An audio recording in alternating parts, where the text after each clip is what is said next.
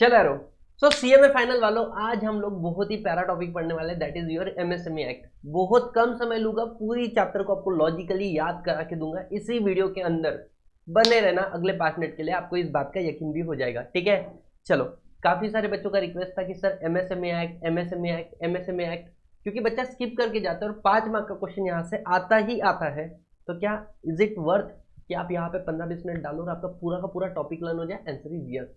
So go for it. चलो शुरू करते हैं। गाइस, हम लोगों ने देखा कोई सिलाई वाला है और कोई सिलाई वाला होगा या हमारे बाजू में किराने वाला होगा। हमको लगता है यार ये थोड़ी ना अडानी है, ये थोड़ी ना बिरला है, ये थोड़ी ना अंबानी है, ये थोड़ी ना बहुत बड़ा बिजनेस टाइकून है। लेकिन जब ऐसे छोटे छोटे छोटे छोटे बहुत सारे लोग मिल जाते हैं तो don't you think guys in लोगों का इकोनॉमी में कितना बड़ा कंट्रीब्यूशन है। इंडिया के जीडीपी का टोटल 30% जीडीपी आता है in small medium micro level enterprises से। इसके अलावा अगर मैं आपको बोलूं, टोटल इंडिया का जो मैन्युफैक्चरिंग हो रहा है उसमें 40% मैन्युफैक्चरिंग हो रहा है इन छोटे छोटे लोगों के साथ में।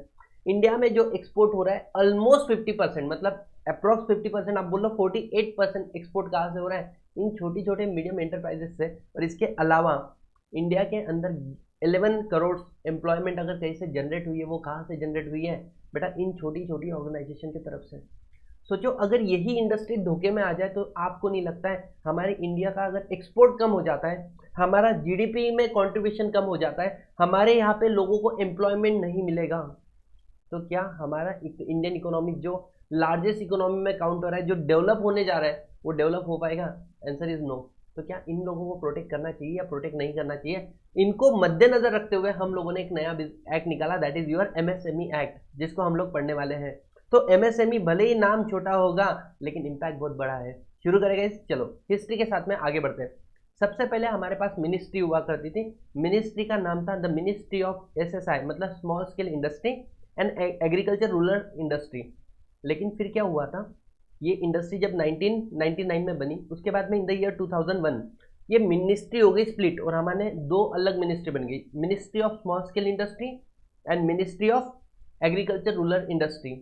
और बाद में in the year 2007 again in ministry को हम लोगों ने मर्ज कर दिया और जो आज हम लोग एक्ट पढ़ रहे हैं that is fall under the ministry called ministry of MSME, micro small medium enterprises. ठीक है, तो सबसे पहला क्वेश्चन आता है सर, ये माइक्रो स्मॉल मीडियम एंटरप्राइजेस क्या होते हैं? माइक्रो मतलब शिशु, स्मॉल मतलब लघु, ठीक है, मीडियम मतलब मध्यम।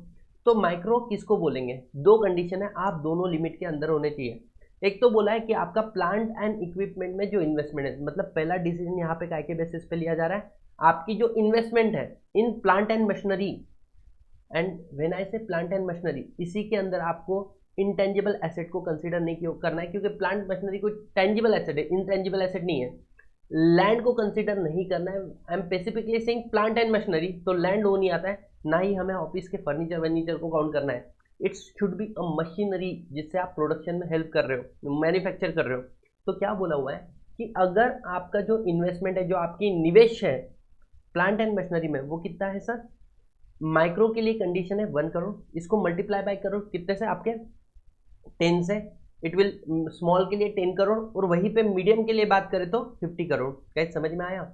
और दूसरा बात क्या है, आपका प्लांट एंड मशीनरी में इन्वेस्टमेंट तो कम होना ही चाहिए, साथ ही साथ में जो आपका टर्नओवर है, माइक्रो के लिए 5 करोड़, स्मॉल के लिए 50 करोड़ और 250 करोड़ किसके लिए? मीडियम के लिए। सर इसको याद कैसे करें? तो आप एकदम सिंपल याद रखना, 1 करोड़ मल्टीप्लाई बाय 5 कितना हो जाएगा? 5 crore. Sir 10 crore multiply by 5 कितना हो जाएगा? 50 करोड़। और बेटा 50 करोड़ मल्टीप्लाई बाय 5 कितना हो जाएगा? 250 करोड़। ठीक है, एग्जाम में शायद आपको एक क्वेश्चन आ जाए जहां पर वो आपको बोले कि हमारे पास एक एंटरप्राइज है जिसका जो प्लांट एंड मशीनरी में इन्वेस्टमेंट है वो है 7 करोड़। कितना है? 7 करोड़। लेकिन सर उसका टर्नओवर है 2 करोड़। अब देखो टर्नओवर तो कहाँ पे आ रहा है? माइक्रो के अंदर आ रहा है, लेकिन जो प्लांट एंड मशीनरी वो किसके अंदर आ रही? वो स्मॉल के। तो मैं आपको क्या मानूं, स्मॉल मानूं या आपको मैं माइक्रो मानूं? तो आंसर इज आपको स्मॉल माना जाएगा। रीजन नहीं, क्यों? क्योंकि दोनों अगर लिमिट के अंदर होते तो ही आपको स्मॉल माना जाता। कैसे समझ में आया? यस और नो? तो एग्जाम में शायद ये क्वेश्चन आपको बन सकता है। अब जब मैं टर्नओवर को काउंट कर रहा हूँ तो टर्नओवर में मुझे एक्सपोर्ट से आया हुआ वैल्यू कंसिडर नहीं करना है। नेक्स्ट पॉइंट सर क्या बोला, क्या मेरी इंडस्ट्री स्मॉल आज माइक्रो है और माइक्रो से स्मॉल में चल जाए, स्मॉल से मीडियम में चल जाए, क्या अलग अलग लेवल पर अलग अलग टैक्स बेनिफिट मिलते हैं? हाँ बिल्कुल मिलते हैं। तो अगर आपका शिफ्ट हो जाता है इंडस्ट्री मतलब पहले आप थे माइक्रो, अब आप हो गया स्मॉल, क्योंकि क्या हुआ, एक तो आपका प्लांट एंड मशीनरी में इन्वेस्टमेंट बढ़ चुका होगा या फिर आपका टर्नओवर बढ़ चुका है, तो बोले फर्क नहीं पड़ता है, जो टैक्स बेनिफिट आप अवेल कर रहे थे अभी तक, वो टैक्स बेनिफिट आपको आगे भी मिलेंगे। गाइस समझ में आया? तो जो टैक्स बेनिफिट आपको मिल रहे थे वो अगले 3 साल के लिए भी कंटिन्यू मिलते रहेंगे, भले ही आप चेंज हो चुका है, आपका स्टेटस माइक्रो से स्मॉल हुआ है या स्मॉल से मीडियम हुआ है। गाइस मुझे बताओ, क्या पहला पॉइंट आपको बहुत अच्छे से समझ में आ गया, यस और नो? सर ये इंडस्ट्री के अंदर अगर हमें देखना है तो क्या क्या बेनिफिट हमें मिलते हैं, ध्यान दो। सबसे पहले अगर आप ऐसे बिजनेस हो, क्योंकि इंडिया में आपने देखा कितना बड़ा इन लोगों का कंट्रीब्यूशन है, तो इनको बहुत इजीली अवेलेबल हो जाता है गाइस क्रेडिट। एग्जाम का क्वेश्चन है कि मार्क माय वर्ड, है ना, एग्जाम का क्वेश्चन है, आपको क्रेडिट फैसिलिटी बैंक से और फाइनेंशियल इंस्टीट्यूशन से बहुत जल्दी मिल जाती है, लेकिन इसके लिए आपको खुद को रजिस्टर करना पड़ता है, किसके अंदर, एमएसएमई के अंदर। तो सर रजिस्ट्रेशन कैसे करें? देखो कहीं कहीं पे रजिस्ट्रेशन ऑप्शनल है। फॉर एग्जाम्पल मैं स्मॉल या माइक्रो इंडस्ट्री में आती हूँ या फिर मैं मीडियम इंटरप्राइजेस में आता हूँ लेकिन मैं सर्विस देता हूँ, तो यहाँ पर रजिस्ट्रेशन करना क्या है, ऑप्शनल है। लेकिन अगर आप आ जाते हो मैन्युफैक्चरिंग के अंदर और आप मीडियम एंटरप्राइजेस हो, माइक्रो स्मॉल नहीं, मीडियम एंटरप्राइजेस हो, तो मतलब 50 करोड़ 250 करोड़, तो आपको रजिस्ट्रेशन करना पड़ेगा कंपलसरी। सर कहाँ पे करें? उद्यम आधार की वेबसाइट पे चल जाओ, वहां पर आपको मेमोरेंडम फाइल करना पड़ेगा। What is memorandum? Memorandum is nothing but application. Application में आप एक सेल्फ डिक्लेरेशन दे दो, कोई अटेस्टेशन नहीं करना है, किसी प्रोफेशनल के पास जाके आपने को सर्टिफिकेशन नहीं लेना है, और बेटा कोई फीस भी नहीं लगती इसके लिए, और ना ही कोई आपको डॉक्यूमेंट सबमिट करने पड़ते हैं। हाँ, एक डॉक्यूमेंट है आधार कार्ड, ठीक है, वो आपको सबमिट करना पड़ेगा। एचयूएफ होगा तो कर्ता का, पार्टनरशिप होगा तो पार्टनर का, ठीक है। तो इस तरीके से आपको ये सब कुछ सबमिट करना पड़ता है। एक बार आपने सर्टिफिकेट कर लिया गाइस, आपका रजिस्ट्रेशन हो जाएगा किसके अंदर, माइक्रो स्मॉल मीडियम एंटरप्राइज के अंदर। समझ में आया? आगे बढ़ते हैं। तो सर अगर एक बार मैं रजिस्टर हो जाऊँ तो मुझे बहुत इजीली अवेलेबल हो जाएगा क्या, फाइनेंस। दूसरा चीज, टेक्नोलॉजी अपग्रेडेशन आपको मिल जाएगी, मॉडर्नाइजेशन आ जाएगा आपके बिजनेस के अंदर। तीसरा, आपको इंफ्रास्ट्रक्चर फैसिलिटी बहुत ज़्यादा अवेलेबल हो जाती है गवर्नमेंट स्कीम के अंदर। इसके अलावा मॉडर्न टेस्टिंग फैसिलिटी और सर्टिफिकेशन, क्वालिटी सर्टिफिकेशन अवेलेबल हो जाएंगे। सर मॉडर्न मैनेजमेंट प्रैक्टिस, आज के डेट में लोग किस तरीके से बिजनेस को मैनेज कर रहे हैं, आपको उसका भी हेल्प मिलेगा। Entrepreneurship development and skill upgradation, आपको ट्रेनिंग मिलेगी। इसके अलावा सर प्रोडक्ट डेवलपमेंट कैसे करना है, उसका डिजाइनिंग कैसे होना चाहिए, उसका पैकेजिंग कैसे होना चाहिए, शायद बिंग अ स्मॉल बिजनेसमैन ये आपको पता नहीं होगा, लेकिन हम आपको हेल्प करेंगे इन सारी चीज़ों को पता करने के लिए। और आगे क्या बोला गया, आर्टिशियंस वर्कर को हम लोग हेल्प करेंगे, और साथ ही साथ में access to domestic and the export market, आपके प्रोडक्ट को नेशनल बाउंड्री तक सीमित नहीं रखते हुए इंटरनेशनल ले जाने का काम हम लोगों का है। गाइस ये कुछ एडवांटेजेस है अगर आप रजिस्टर हो जाते हो किसके अंदर, एमएसएमई के अंदर। जल्दी बताओ क्या ये वाले पॉइंट इजी थे अंडरस्टैंड होने के लिए? चलो आगे बढ़ते हैं। सर अब 4 अथॉरिटीज है एमएसएमई के अंदर। सबसे पहले आता है बोर्ड। बेटा जैसे फॉर एग्जांपल मैं बता दूं आपको, कंपनी एक्ट के अंदर एनसीएलटी है, एनसीएलटी है, ये हम लोगों को क्या करती है, इनडायरेक्टली रेगुलेट कर रही है, आरओसी वगैरह। वैसे ही एमएसएमई के अंदर एक बोर्ड है, that is national board of MSME, national board of MSME. Sir इसका काम क्या है, ये भी एग्जाम का क्वेश्चन है, नेशनल बोर्ड ऑफ एमएसएमई का काम क्या है?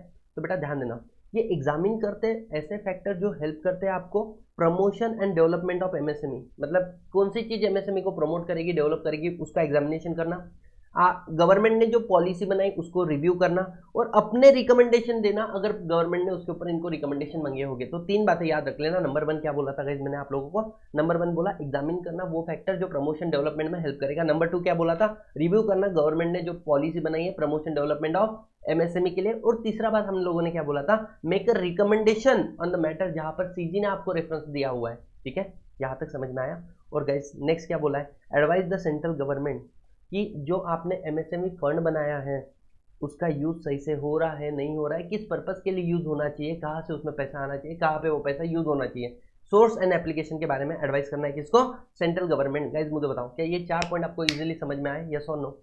अब देखो इसके अलावा दूसरी यहाँ पर आती है स्मॉल, नहीं क्या है, micro small enterprise. It is not micro small medium enterprise नहीं है, micro small enterprise facilitation centre. ये फैसिलिटेशन सेंटर किसने बनाया, सेंट्रल गवर्नमेंट ने। इसके अलावा आ जाती है एडवाइजरी कमेटी, और इसके अलावा आ जाती है micro small enterprise facilitation centre made by state government. दोनों में फर्क क्या है, एक बनाई है सेंट्रल गवर्नमेंट ने, एक बनाई है किसने, स्टेट गवर्नमेंट ने। तो हम देखते हैं पहले एडवाइजरी कमेटी का क्या काम है। एडवाइजरी कमेटी का काम है ये आपको एडवाइस करेगी किसको, सेंट्रल गवर्नमेंट को, एमएसएमई क्लासिफिकेशन, जैसे अभी हमने देखा ना, माइक्रो किसको बोलना है, मीडियम किसको बोलना है, स्मॉल किसको बोलना है, वो क्लासिफिकेशन किसने सजेस्ट किया हुआ है, एडवाइजरी कमेटी ने। सेकंड चीज गाइस क्या बोला है, इसके अंदर कौन रहेंगे, सेंट्रल गवर्नमेंट के कुछ रिप्रेजेंटेटिव रहेंगे, कुछ स्टेट गवर्नमेंट के और आरबीआई के कुछ रिप्रेजेंटेटिव रहेंगे। ये फालतू वाला बात है, इसको याद रखा तो भी चलेगा, नहीं याद रखा तो भी चलेगा, काम तो बन ही जाएगा। अब आते हैं गाइस, समझो प्रॉब्लम क्या है कि अगर मानो डिस्प्यूट हो जाता है, मतलब एक एमएसएमई का बंदा है, उसने क्या किया, उसने गाइस गुड्स सेल किए किसी को, और जिसको मैंने गुड्स सेल किया उसने मुझे पैसा नहीं दिया, तो आपको अपना डिस्प्यूट लेके जाना है कहाँ पर, इसी एमएससी फैसिलिटेशन काउंसिल के पास। मतलब ये जो काउंसिल है ना, इसके पास आप चल जाओ। ये काउंसिल क्या करेगी, ये काउंसिल सोचेगी चलो एक काम करते हैं, इनका प्रॉब्लम सॉल्व कर देते हैं कंसोलिएशन के थ्रू। तो एक तो कंडक्ट कराएंगे कंसोलिएशन। सर कंसोलिएशन क्या होता है, third party dispute resolution mechanism होता है। मतलब फॉर एग्जांपल आपके और मेरे झगड़े हो गए, और कोई मेरा म्यूचुअल फ्रेंड होगा, तो आपको भी समझाएंगे आपकी क्या गलती, मुझे भी बताएंगे मेरी क्या गलती है, और बोलेंगे यार तुम तुम्हारे सेटलमेंट कर लो ना टर्म्स। तो उसी तरीके से कंसोलिएशन कंडक्ट कराएंगे, जहाँ पे बताएंगे भाई वो बायर है, तू बायर है, तूने पैसा दे देना चाहिए, तू सेलर है, तेरे को पैसा मिलेगा, थोड़ी शांति रख, है ना, गड़बड़ मत कर। या फिर आप क्या करो, take assistant of the centre, कौन से कंसोलिएशन सेंटर जो बने हुए हैं ना, उनका भी आप मदद ले सकते हो। अगर सक्सेसफुल रिजल्ट निकला, मतलब डिस्प्यूट रिजॉल्व हुआ, और अगर सेटिस्फैक्ट्री रिजल्ट नहीं आया कंसोलिएशन का, तो मैटर रेफर कर दिया जाएगा आर्बिट्रेशन के पास। और बेटा आर्बिट्रेशन और कंसोलिएशन में फर्क क्या होता है, जो अपना म्यूचुअल दोस्त था वो अपने को बताता था तू कहाँ पे गलत है, मैं कहाँ पे गलत हूँ, और बोलता था तुम लोग सॉल्व कर लो प्रॉब्लम को, वो कोई फाइनल डिसीजन नहीं देता था। लेकिन आर्बिट्रेशन ऐसा हो गया, इट इज आउटसाइड कोड, है ना। मतलब जैसे जज एक डिसीजन पास करता है ना, उसको ऑर्डर डिग्री या जजमेंट बोलते हैं, उसी तरीके से आर्बिट्रेटर होता है, वो जो डिसीजन पास करता है उसको अवार्ड बोलते हैं, और उसका अवार्ड आपको फॉलो करना ही पड़ेगा, वो बाइंडिंग नेचर का होता है। गाइस समझ में आ रहा है। और ये पूरा का पूरा प्रोसीजर कितने दिन के अंदर हो जाना चाहिए, with in 90 days. Exam question था ये बेटा, ये एग्जाम क्वेश्चन था, इसको याद कर लो। सबसे पहले अगर कोई भी डिस्प्यूट हो रहा है, आपको अपना पेमेंट समय पे नहीं मिल रहा है, तो आप चले गए एमएससी फैसिलिटेशन सेंटर के पास, उन्होंने कंसोलिएशन के पास कंडक्ट कराया, या फिर कंसोलिएशन सेंटर की मदद ली। अगर सेटिस्फैक्शन हुआ तो रिजॉल्व हो गया, डिस्प्यूट नहीं हुआ तो आगे रेफर करेंगे आर्बिट्रेशन। और ये पूरा मैटर कब तक हो जाना चाहिए, with in 90 days. I hope आपको सारे पॉइंट समझ में आ रहे हैं। तो बच्चों लाइक तो बनता ही है, कमेंट भी बनता है आपकी तरफ से। लास्ट पॉइंट क्या होता है, MSME facilitation centre by state government, इसका क्या रोल है, बोले स्टेट गवर्नमेंट आप अपने जगह पे भी एमएसएमई फैसिलिटेशन सेंटर बनाए, एक बनाओ या एक से ज़्यादा बनाओ, वो आपकी इच्छा है। इसके अंदर कौन कौन आएगा, मिनिमम 3 लोग आएंगे, एमसीक्यू पॉइंट ऑफ व्यू से इंपॉर्टेंट है ना। मिनिमम 3 लोग आएंगे, और मैक्सिमम कितने लोग हो सकते हैं, 5। नंबर 1, इसमें डायरेक्टर ऑफ इंडस्ट्री रहेगा, या एनी अदर ऑफिसर जो उसके ऊपर का है होगा, या फिर एक या एक से ज़्यादा ऑफिसर कौन से जो क्या बोल सकते हैं, रिप्रेजेंटेटिव है किसके, एमएसएमई के एसोसिएशन के, या फिर, और साथ ही साथ में क्या बोला हुआ है, 1 रिप्रेजेंटेटिव फ्रॉम बैंकिंग और फाइनेंशियल इंस्टीट्यूशन, या 1 रिप्रेजेंटेटिव जिसका नॉलेज स्पेशलाइजेशन है काय के अंदर, industry, finance, law, commerce, trade. Guys समझ में आया, एकदम इजी, कंफर्टेबल हो जाओ। देखो क्या बोला है, कम से कम कितने लोग, 3, मैक्सिमम कितने, 2। कैसे याद रखेंगे सर, डायरेक्टर ऑफ इंडस्ट्री और अबव रैंक। दूसरा क्या बोला गया, ऑफिस बियरर और representative of association of MSME, तुम्हारा जो है मिनिस्ट्री ऑफ स्टेट। और उसके बाद में next 1 representative from bank, if not then at least जिसका स्पेशलाइजेशन नॉलेज है। बताओ कंफर्टेबल हो यहाँ तक, अरे हाँ या ना। चलो आगे बढ़ते गए। अब कुछ इंपॉर्टेंट डेफिनेशन, कुछ बहुत बहुत बहुत इंपॉर्टेंट डेफिनेशन, मैं सब कुछ कवर कराऊंगा, सिर्फ एक फ्लो जो मैंने बनाया है ना वहाँ तक मेरे साथ में चलो। इंपॉर्टेंट डेफिनेशन है guys, date of acceptance and deem date of acceptance, ये दोनों में फर्क क्या होता है, what is date of acceptance and what is deem date of acceptance. देखो अगर आपने किसी को गुड्स दिया और अगले 15 दिन में उसने कोई भी ऑब्जेक्शन नहीं लिया, तो जिस दिन आपने गुड्स दिया था that is date of acceptance. समझ में आ रहा है। तो नंबर 1 क्या बोल दिया यहाँ पे मैंने, अगर तुमने किसी को गुड्स दिया अगले 15 दिन में, if no objection is receive within 15 days, तो एक्चुअल डेट ऑफ डिलीवरी जिस दिन तुमने गुड्स दे दिया था उसी को हम बोलेंगे deem date of acceptance. Sir deem क्यों बोला, because the date of acceptance इन्होंने क्या बोला है कि जब भी हम लोग प्रोडक्ट सेल करते हैं ना, शायद चांसेस है कि आपको गुड्स से लेके सर्विस से लेके कंप्लेंट आ जाए, तो बोला if the objection is receive, तो जिस दिन आप उस ऑब्जेक्शन को सॉल्व करोगे that will be your date of acceptance. तो गाइस समझना, डेट ऑफ एक्सेप्टेंस क्या बोलेंगे, डे ऑफ डिलीवरी के बाद में if objection is receive, the day on which the objection is resolve, that will be the date of acceptance. And what is deem date of acceptance, जिस दिन आपने goods deliver किया अगले 15 दिन में कोई ऑब्जेक्शन नहीं आया, तो जिस दिन आपने गुड्स डिलीवर किया था that is deemed date of acceptance. Logically बताओ क्या समझ में आया बहुत अच्छे से? 110% गाइस, तुम मॉड्यूल की लैंग्वेज पढ़ लो, आपको समझ में नहीं आएगा, लेकिन जो अभी मैंने बताया वो आपको समझ में पक्का आया हुआ है। ठीक है, आगे बढ़ते हैं गाइस। अब डिले पेमेंट हुआ तो क्या, ये चैप्टर अपनी लास्ट साथ से गिन रहा है गाइस, लास्ट साथ से होने में आ गया chapter. Delay payment of micro या स्मॉल एंटरप्राइजेस, मीडियम की बात नहीं कर रहे हैं।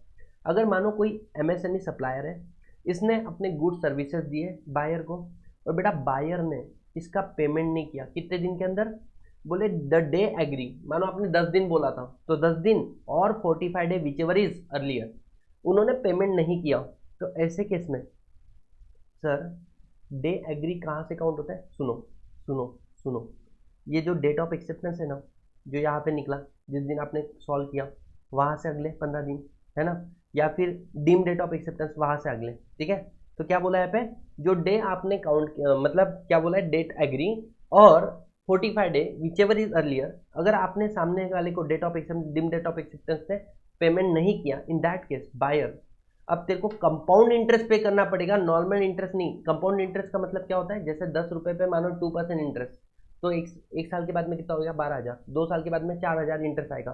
कंपाउंड क्या बोलता है, एक साल के बाद में 12, अब जो इंटरेस्ट मिलेगा वो 12,000 पे मिलेगा, ना कि 10,000 पे, क्योंकि इंटरेस्ट पे भी इंटरेस्ट मिलेगा, तो उसको बोलते हैं कंपाउंड इंटरेस्ट। कितना मिलेगा मैक्सिमम, बोले बैंक रेट जो चल रहा है उसके 3 है, उसके 3 टाइम्स, जितना लेट हो रहा है ना उसके 3 टाइम, बैंक रेट के 3 टाइम्स आपको इंटरेस्ट देना पड़ेगा, वो भी कंपाउंडिंग रेट पे देना पड़ेगा।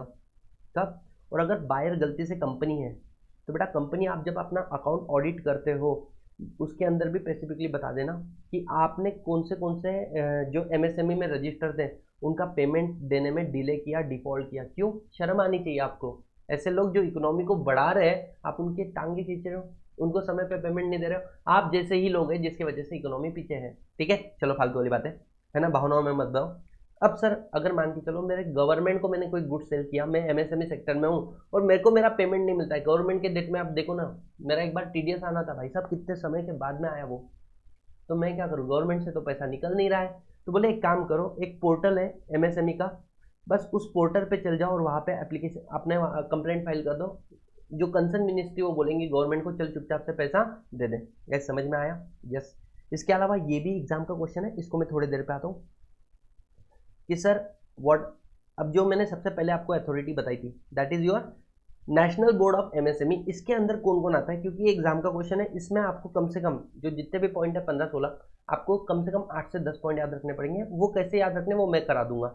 आगे बढ़ते हैं। पहले सर अगर मैं एमएसएमई में रजिस्टर हो गया तो मेरे बेनिफिट क्या है, मेरे को स्कीम कौन से स्कीम के फायदे मिलेंगे। Number 1, prime minister employment generation programme. Sir इनका फोकस क्या था, देखो क्रेडिट लिंक इंश्योरेंस, क्या बोल सकते हैं, आपको अवेलेबल करा देते, पहले तो क्रेडिट अवेलेबल करा देते हैं। इनका मेन फोकस है कि जो माइक्रो मतलब लघु उद्योग है ना, सूक्ष्म उद्योग है ना, उनको मदद करना है, और साथ ही साथ में जो रूरल यूथ है उनको एम्प्लॉयमेंट जनरेट करके देना है। तो पीएम ईजीपी, दूसरा ECLGP मतलब sir emergency credit line and the scheme. इसका मतलब क्या था, सुनो, जब कोविड-19 हुआ था लगभग सारे लोगों के बिजनेस ठप हो रहे थे, किसी के पास इनकम सोर्स नहीं था, उस समय में 100% गारंटी कि आपको वर्किंग कैपिटल लोन मिलेगा, that too without collateral security. बेटा ये स्कीम का फायदा था जो लोग एमएसएमई के अंदर रजिस्टर हुए हैं उनके लिए। तीसरा, सिडबी असिस्टेंट, मतलब अगर टर्म लोन चाहिए आपको कितना 10 लाख रुपए तक का, वो इजीली मिल जाएगा without any mortgage. Digital MSME, अब हम लोग क्या है ना, मुनीम लोग बैठे हुए जैसा बुक्स में अपन लोग अकाउंटिंग एंट्री कर रहे हैं, तो ये आपको बोल रहा है कि आपको बुक्स में अकाउंटिंग एंट्री करने की जरूरत नहीं है, हाँ इलेक्ट्रॉनिकली अकाउंटिंग एंट्री करो, paperless accounting entry. ERP cloud based technology, मतलब टेक्नोलॉजी के साथ में एमएसएमई को अपग्रेड कर रहे हैं। ठीक है, आगे नेक्स्ट, प्रोक्यूरमेंट प्रेफरेंस, मतलब गवर्नमेंट जब भी कोई गुड्स परचेस कर रहा है तो उसमें कोटेशन कोटा लेकर आ गए। 20% तो आपको किससे लेना पड़ेगा, एमएसएमई से ही लेना पड़ेगा। 4% SC ST कास्ट में जो लोग हैं और वो एमएसएमई बिजनेस में है। 3% अगर कोई एमएसएमई चला रहा है, कोई वुमेन चला रही है, तो उनसे लेना पड़ेगा। आगे बेटा ZED certification, quality and eco friendly production कैसे करोगे, इस पर फोकस। रिवाइवलेशन एंड रिहेबिलिटेशन, अगर आपको लगता है कि कोई एमएसएमई है जिनके पास नॉन परफॉर्मिंग एसेट तो दिख रहा है लेकिन ये कोई काम की नहीं है, नॉन परफॉर्मिंग है, उसका पैसा रियलाइज नहीं हो रहा है, इनको रिवाइव कैसे करना है, रिहेबिलिटेट कैसे करना है, नहीं तो ये तो मर जाएंगे, इनके पास पैसा ही नहीं है, लोग भी इनके ऊपर जिंदा नहीं रह सकते। और जो फंड ऑफ फंड मतलब एमएसएमई का फंड है उसका यूज कैसे करना है गाइज, यहाँ पर ही आपका पूरा का पूरा चैप्टर हो जाता है खत्म। अब लास्ट पॉइंट जो मुझे इस चैप्टर में पढ़ाना है दैट इज व्हाट, तुम्हारा एमएसएमई जो है उसका ये क्या बोल सकते हैं कंपोजिशन नेशनल बोर्ड का। देखो इसके अंदर सिंपल याद रखो, एक रहेगा आपका चेयरपर्सन, सर वो कहाँ से आएगा, मिनिस्ट्री ऑफ एमएसएमई से। एक होगा वाइस चेयरमैन, वो कहाँ से आएगा, जो डेप्यूटी मिनिस्ट्री है एमएसएमई के अंदर उसके ऊपर वाले रैंक का होना चाहिए। उसके अलावा मेंबर और सेक्रेटरी होना चाहिए, जो एमएसएमई का ज्वाइंट सेक्रेटरी है ना वो हमारे एमएसएमई के अंदर नेशनल बोर्ड में क्या होने चाहिए, मेंबर एंड सेक्रेटरी। और जो हमारा वहाँ पे सेक्रेटरी है वो यहाँ का मेंबर होना चाहिए। गैस बताओ क्या 4 पॉइंट आपको एमएसएमई, देखो मिनिस्ट्री ऑफ एमएसएमई से 4 लोग आए, कौन कौन, चेयरमैन आया, वाइस चेयरमैन आया, मेंबर सेक्रेटरी वहाँ का ज्वाइंट सेक्रेटरी होना चाहिए, और जो वहाँ का सेक्रेटरी वो हमारे यहाँ का मेंबर होना चाहिए एमएसएमई के अंदर नेशनल बोर्ड के अंदर। इसके अलावा स्टेट गवर्नमेंट, यूनियन टेरिटरी और लोकसभा राज्यसभा, मतलब बेटा 6 मिनिस्टर अलग अलग स्टेट से आएंगे, ठीक है, रिस्पेक्टिव स्टेट से। तो क्या बोला है, 6 minister of state government from the respective क्या बोल सकते हैं मिनिस्ट्री ऑफ एमएसएमई। इसके अलावा एडमिनिस्ट्रेटर जो हमारे एमएसएमई में है वो यूनियन टेरिटरी का रहेगा। इसके अलावा पार्लियामेंट से 3 लोग आएंगे, 2 लोकसभा राज्यसभा से, 2 लोकसभा से आएंगे, 1 राज्यसभा से आएंगे। बताओ ये वाला पॉइंट समझ में आया, स्टेट गवर्नमेंट, यूनियन टेरिटरी और लोकसभा राज्यसभा। इसके अलावा सर आरबीआई का चेयरमैन भी हमारे एमएसएमई में पार्टिसिपेट करेगा। आरबीआई का जो ऑफिसर रहेगा over and above the executive director वो भी रहेगा। जो स्मॉल इंडस्ट्री बैंक है उसका चेयरमैन, मैनेजर और एमडी भी हमारे एमएसएमई में रहेगा। और इंडियन बैंक एसोसिएशन का व्यक्ति भी जो सीएम रहेगा ना, चेयरमैन रहेगा, वो भी हमारे एमएसएमई में मेंबर रहेगा। गाइज मोटा मोटी अगर इतनी सारी बातें याद करो, मैंने कैसे याद कराया, कुछ लोग एमएसएमई के मिनिस्ट्री से आए हैं, कुछ लोग स्टेट गवर्नमेंट, यूनियन टेरिटरी और लोकसभा राज्यसभा से आए हुए हैं, और 4 ऐसे लोग हैं जो बैंकों के थ्रू आए हुए हैं। क्या समझ में आया? With this we are done with the entire chapter called MSME. पूरी चैप्टर की एक बार समराइज कर देता हूँ। पहला पॉइंट कि सर अगर मैं बात करूं तो एमएसएमई को काउंट करने के लिए माइक्रो स्मॉल मीडियम के लिए प्लांट एंड मशीनरी, और इसके बाद में टर्नओवर के बेसिस पे हमने डिफाइन किया। जैसे ही हमारा डेफिनेशन हो गया हमने बोला रजिस्ट्रेशन करना पड़ेगा, उद्यम आधार के पोर्टल पे चल जाओ, रजिस्ट्रेशन कर लो, ठीक है। इसके अलावा आपको कुछ बेनिफिट मिलेंगे एग्जामिनेशन पॉइंट ऑफ व्यू से, काफ़ी ज़्यादा इंपॉर्टेंट है। इसके अलावा हमने देखे 4 तरीके के लोग, एक है नेशनल बोर्ड ऑफ एमएसएमई, इसके फंक्शन इंपॉर्टेंट है। इसके अलावा एमएसएमई फैसिलिटेशन सेंटर जिसका रिजोल्यूशन डिस्प्यूट मैकेनिज्म इंपॉर्टेंट है। इसके बाद में एडवाइजरी कमिटी जो इतनी इंपॉर्टेंट नहीं है। और इसके अलावा एमएसएमई का जो MSC facilitation centre by the state government है, इसका भी एमसीक्यू के पॉइंट ऑफ व्यू से कंपोजिशन इज इंपॉर्टेंट। इसके अलावा हमने क्या देखा, definition, date of acceptance, deem date of acceptance. इसके अलावा डिले अगर पेमेंट हो रहा है तो compound rate of interest bank rate के 3 टाइम्स आपको मिलेगा, ठीक है। और कंपनी आपको तो आपके अकाउंट में भी बताना पड़ेगा ऑडिटेड। इसके अलावा अगर गवर्नमेंट से पैसा आना बाकी है तो आप कहाँ पर चल जाओ, एप्लीकेशन कर दो ऑनलाइन पोर्टल के ऊपर। इस पोर्टल का नाम भी है गाइस, क्या, एमएसएमई समाधान बोल के। इसके अलावा जो नेशनल बोर्ड है उसमें कौन कौन लोग आएंगे, और लास्ट वाला कौन से स्कीम अवेलेबल है एमएसएमई के लिए। आई होप, मेरे को तो लगता है 110% कि ये वाला रिवीजन आपका बहुत अच्छे से हुआ है एमएसएमई का। मेक श्योर गाइस मैं आपके लिए एफर्ट ले रहा हूँ, आप लोग हमारे लिए थोड़े से तो एफर्ट ले ही सकते हो ना। वीडियो को लाइक करो और डेफिनेटली अपने कमेंट जरूर करना, बिकॉज मैं आप सब लोगों की कमेंट पढ़ता तो हूँ, ठीक है।